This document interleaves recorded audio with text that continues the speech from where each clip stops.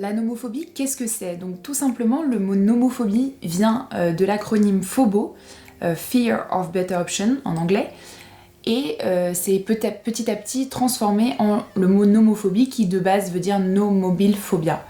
Qu'est-ce que c'est la nomophobie? Tout simplement c'est la peur de manquer d'une information, manquer d'un événement, manquer d'une possible interaction. C'est assez bizarre parce que quand on entend le mot phobie dans nomophobie, tout de suite pour nous c'est une peur inexplicable, quelque chose qui est grave. Enfin, quand quelqu'un a une phobie, c'est vraiment quelque chose qui est conséquent. Donc c'est vrai que quand on entend la phobie de ne pas avoir de téléphone ou de pas pouvoir avoir d'interaction digitale, ça fait un petit peu sourire quoi. Mais pour des gens, c'est un réel problème et c'est un réel phénomène dans la société. D'ailleurs, c'est tellement un phénomène qu'en 2018, le Cambridge Dictionary a élu le mot nomophobie comme mot de l'année. On peut dire qu'il y a 3 critères, on peut même appeler ça des symptômes. Tout d'abord, la peur de ne pas avoir de connexion, j'entends la connexion internet. De 2, c'est le fait de ne pas avoir son téléphone sur soi, avec soi constamment.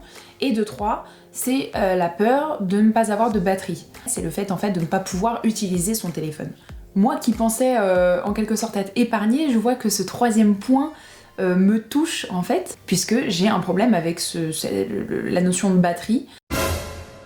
Si je sors avec moins de 70% de batterie, c'est quelque chose qui me stresse. C'est quelque chose qui va me mettre mal à l'aise, je vais être dans une situation inconfortable. Je vois bien que moi aussi j'ai des sortes de petits tocs numériques comme ça. Déjà, on peut dire la peur du vide. Alors pas le vide en tant que tel, je parle du vide intérieur. C'est le fait par exemple de ne pas avoir de stimulation extérieure, de ne pas avoir d'interaction, de ne pas pouvoir échanger. En fait, tout simplement, si on peut le résumer, c'est la peur de s'ennuyer. Il y a aussi le besoin de tout contrôler. Alors pourquoi tout contrôler? C'est parce que techniquement, avec votre téléphone, c'est vous qui contrôlez ce que vous faites. C'est vous qui contrôlez ce que vous envoyez, ce que vous recevez. Vous êtes maître de votre téléphone.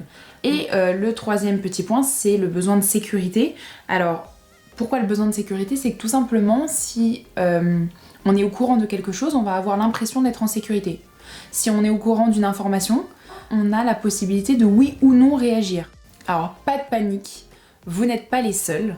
La nomophobie, c'est un réel phénomène en France. Plus de 55% des Français âgés de 15 à 75 ans assument ne pas pouvoir se passer d'internet. Donc c'est quand même énorme, c'est plus de la moitié de la population française, c'est incroyable comme chiffre. Et il faut savoir que pour les moins de 30 ans, ce chiffre monte à 70%. C'est énorme.